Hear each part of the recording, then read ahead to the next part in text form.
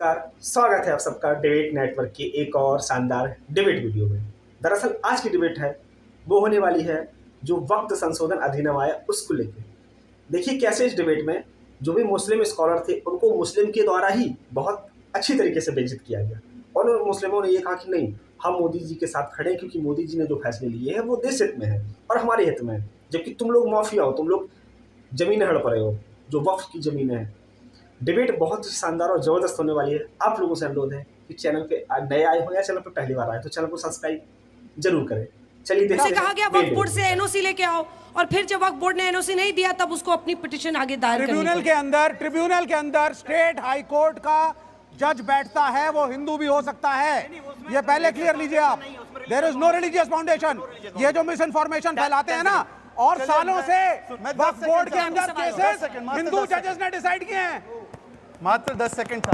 Ma'am, मेरा सवाल ये है कि सरकार ने इस कानून के जरिए वक्फ संपत्तियों का डिजिटल डेटाबेस तैयार करने के लिए क्या सोचा है, क्योंकि तभी फर्जीवाड़े रोके जा सकते हैं।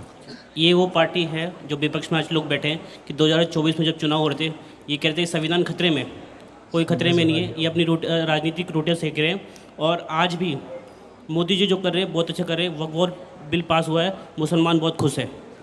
आखिरी के 2-3 सवाल आपका होगा। मैडम, अभी आपने कहा कि रामलला की चूड़ी मुसलमान बनाते हैं। जब रामलला की चूड़ी मुसलमान बनाते हैं, जब कृष्ण जी के आभूषण मुसलमान बनाते हैं, जब 2013 के मेला के कुंभ के अध्यक्ष मुसलमान थे, जब तक्षेश्वर बोर्ड के अध्यक्ष मुसलमान थे, तो हिंदू अगर वक्फ बोर्ड की इसमें एक हिंदू आ जाता तो उस हिंदू नाम से पेट दर्द कैसा है आप लोगों को? मैडम आप आ रहे देखिए, बात यह है वक्फ बोर्ड का अगर जो बना रहे हैं, कपड़े बना रहे हैं राम के और कृष्ण के, वो एक कारीगरी कर रहे हैं। वो किसी हिंदू ट्रस्ट में मालिक नहीं बन रहे। वो किसी में, एक मिनट, मैं ये कह रहा हूँ कि भारतीय जनता पार्टी की सरकारें पिछले हिंदुस्तान में 25-30 साल से 20 प्रदेशों में हैं।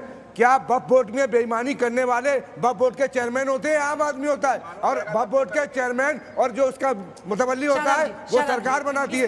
मैं एक मिनट भाईचारे की या तहजीब की बात बाकी सब जगह, लेकिन बोर्ड में ना आए, ऐसा क्यों?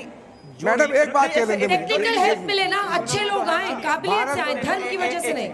जो ट्रिब्यूनल में होते हैं वहां तो कोई रिलीजियस बाउंडेशन नहीं है, और जो रिलीजियस बॉडीज हैं उसमें साईं बाबा का जो ट्रस्टी होता है, मैंने बताया ना, वन नॉन मुस्लिम नहीं हो सकता, बल्कि उसको ये मुस्लिम नहीं हो सकता, उसको ये बताना पड़ेगा कि वो साईं बाबा को डिवोटी है या नहीं, लिख के देना पड़ेगा, चाहे वो डीएम होगा। दूसरी चीज, हम लोग हर कॉन्स्टिट्यूशनल रास्ता अपनाएंगे, इसीलिए हमारे लीडर बैरिस्टर असदुद्दीन ओवैसी साहब ने देश की पहली पिटीशन फाइल की है जिन्होंने सबसे ज्यादा तार्किक तथ्य रखे थे। हम संवैधानिक लड़ाई लड़ेंगे और ये हमारा संवैधानिक अधिकार है। 10 सेकंड।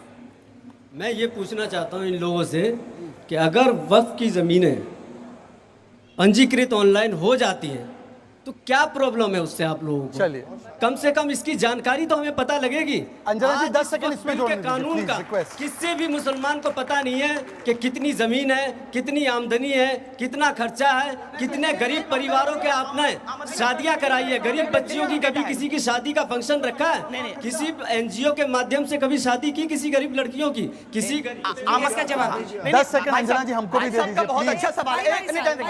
नहीं, भाई साहब ने सवाल मुझसे किया ना, छोटा जवाब। हाँ, मेरे भाई ने बड़ा अच्छा सवाल किया कि आमदनी कितनी है।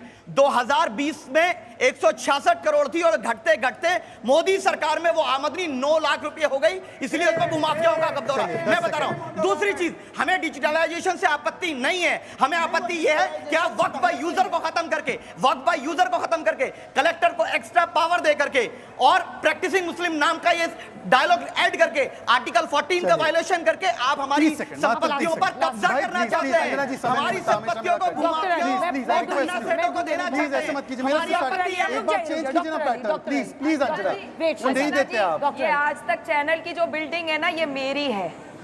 ये मेरी है, हकीकत में ये मेरी है। अगर मेरे चीखने से ये मेरी हो जाएगी और मैं कागज नहीं दिखाऊंगी और मैं यहाँ पे अपनी मलकियत सिर्फ बोलूंगी, क्या उससे कोई काम होएगा? टेक्निकली आप गलत बोल रहे हैं। बिल्कुल नहीं कर रही हूँ, बहुत गलत बात है। इन लोगों ने ये जो वक्त का यूजर है इसका मिसयूज किया है। सरकार कह रही है आप डिजिटलाइज करिए। बोलने दीजिए विवेक जी, बोलने दीजिए, मैं बहुत देर से चुप हूँ।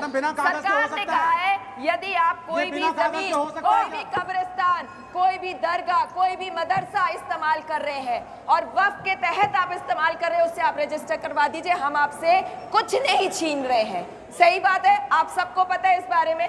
दूसरी चीज, यदि ये मेरा है फोन तो ही ये मैं कासमी साहब को दे सकती हूँ।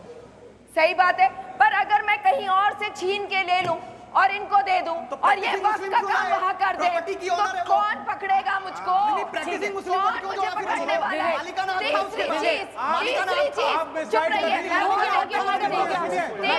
मैडम हो गया, पहले बहनों को ये मिसगाइड कर रही है।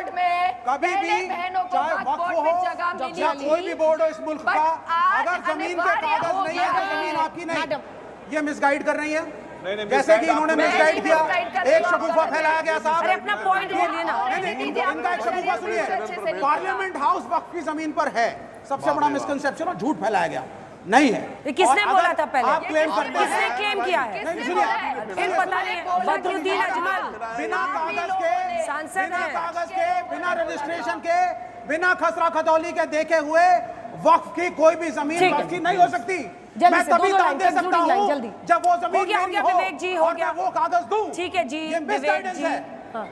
देखिए भाई, वक्फ के लिए जी सरकार ने जो किया वो बहुत शानदार है और मुसलमान इस बात से खुश है कि वो वक्फ की जानकारी अब रखना चाहता है। आपने देख लिया कितने लोग यहाँ आए हैं। अब आप इनको कम से कम प्लीज कथाकथित मुसलमान मत कहिएगा। आज का मुसलमान जो 90% जानता ही नहीं था वक्फ क्या है, वक्फ के कानून क्या है, कम से कम मोदी जी ने उसको जागरूक कर दिया है। खैर, आशा करते हैं आपको ये डिबेट अच्छी लगी होगी। अगर डिबेट अच्छी लगी है तो चैनल को सब्सक्राइब जरूर करें। चलिए मिलते हैं किसी नेक्स्ट डिबेट में किसी नए टॉपिक के साथ। तब तक के लिए जय श्री राम।